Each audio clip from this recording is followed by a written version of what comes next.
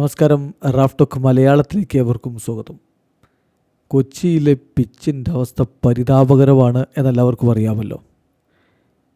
രാജ്യത്ത് തന്നെ ഏറ്റവും മികച്ച ഫുട്ബോൾ ടർഫുകളുടെ കൂട്ടത്തിലുണ്ടായിരുന്നതാണ് കൊച്ചിയിലെ പിച്ച്. പക്ഷേ ആ പരിപാടി, ഭരതനാട്യ പരിപാടി ഗ്രൗണ്ടിൽ വെച്ച് നടത്തി ചവിട്ടി അങ്ങ് മെതിച്ചു, നശിപ്പിച്ച് കളഞ്ഞു. ഇപ്പോൾ രാജ്യത്തെ ഏറ്റവും മോശം പിച്ചുകളിലൊന്നായിരിക്കും കൊച്ചിയിലെ ടർഫ്. ഇനി അത് പഴയ രൂപത്തിലേക്കാവുമോ? അത് ആവണമെങ്കിൽ എത്ര സമയമെടുക്കും? എന്താണിപ്പോൾ കൊച്ചിയിലെ പിച്ചിൻ്റെ അവസ്ഥ? ഈ കാര്യങ്ങളൊക്കെ കേരള ബ്ലാസ്റ്റേഴ്സിൻ്റെ മാനേജ്മെൻറ്റിനോട് മഞ്ഞപ്പടയുടെ മീറ്റിങ്ങിൽ ചോദിക്കുകയുണ്ടായി. അപ്പോൾ അതിന് അവർ ചില മറുപടികൾ പറഞ്ഞിട്ടുണ്ട്. എന്താണ് യഥാർത്ഥത്തിൽ പിച്ച് അങ്ങനെ ആവാനുള്ള കാരണം, എന്താ സംഭവിച്ചത് എന്നുള്ളത്. പിന്നെ ഇനി അടുത്ത കളിയാകുമ്പോഴേക്കും സംഗതി തിരികെ പിടിക്കാൻ പറ്റുമോ? ഇങ്ങനെയുള്ള കാര്യങ്ങളിലൊക്കെ ഒരു വ്യക്തത വരുത്തിയിട്ടുണ്ട് കേരള ബ്ലാസ്റ്റേഴ്സിൻ്റെ ഒഫീഷ്യൽ അതായത് ഒഫീഷ്യലായിട്ട് CEO ആ കാര്യത്തിൽ ചില വ്യക്തത വരുത്തിയിട്ടുണ്ട്. ഇപ്പോൾ CEO പറയുന്നത് ഇതിന് സംഭവിച്ചിട്ടുള്ളത് ഫംഗൽ ഇൻഫെക്ഷൻ, അന്നത്തെ ഭരതനാട്യം ഇവൻ്റ് വഴി ഉണ്ടായിട്ടുള്ള ഫംഗൽ ഇൻഫെക്ഷൻ വളരെ സിവിയറായിട്ട് പിച്ചിനെ ബാധിച്ചിട്ടുണ്ട്. അതാണ് ഈ രൂപത്തിൽ നശിക്കാനുള്ള കാരണം.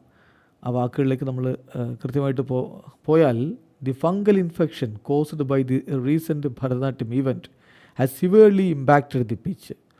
ക്ലബ്ബ് ടർഫിനെ പഴയ രൂപത്തിലേക്ക് തിരികെ കൊണ്ടുവരാനുള്ള എല്ലാ എഫേർട്ടുകളും ഇപ്പോൾ നടത്തിക്കൊണ്ടിരിക്കുകയാണ്. അടുത്ത ഹോം മത്സരം ഫെബ്രുവരിയിലാണ്. അതിന് മുന്നോടിയായിട്ട് പിച്ചിൻ്റെ ആ ഒരു ഗുണനിലവാരം മെച്ചപ്പെടുത്താൻ വേണ്ടി എല്ലാ ശ്രമങ്ങളും നടത്തുകയാണ്. അതാണ് CEO കൊടുത്തിട്ടുള്ള ഒരു ഉറപ്പ്. അത് നമുക്കറിയാം. ഇപ്പോൾ കഴിഞ്ഞ ദിവസമൊക്കെ അതിൻ്റെ ചിത്രങ്ങളൊക്കെ പുറത്തു വന്നു.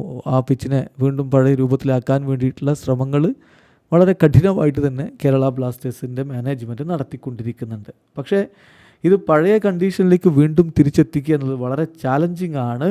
എന്ന് മാത്രമല്ല, ക്ലബിന് ഈ വിഷയത്തിൽ സിഗ്നിഫിക്കൻ്റ് കോസ്റ്റ്, ഇത് റിപ്പയർ ചെയ്യുന്നതിന് വേണ്ടി വലിയ രൂപത്തിലുള്ള തുക ചിലവാകുന്നുണ്ട് എന്ന കാര്യം കൂടി അദ്ദേഹം അറിയിക്കുന്നുണ്ട്. അതോടൊപ്പം ഈ വിഷയത്തിന് കാരണക്കാരായവരിൽ നിന്ന് കോമ്പൻസേഷൻ ലഭിക്കുന്നതിനായിട്ടുള്ള ചർച്ചകൾ കറൻ്റ്ലി മുന്നോട്ട് പോയിക്കൊണ്ടിരിക്കുകയാണ് എന്നുകൂടി കേരള ബ്ലാസ്റ്റേഴ്സിൻ്റെ CEO അറിയിക്കുന്നുണ്ട്. ചുരുക്കത്തിൽ സമയമെടുക്കും പിച്ച് പഴയ രൂപത്തിലാവാൻ.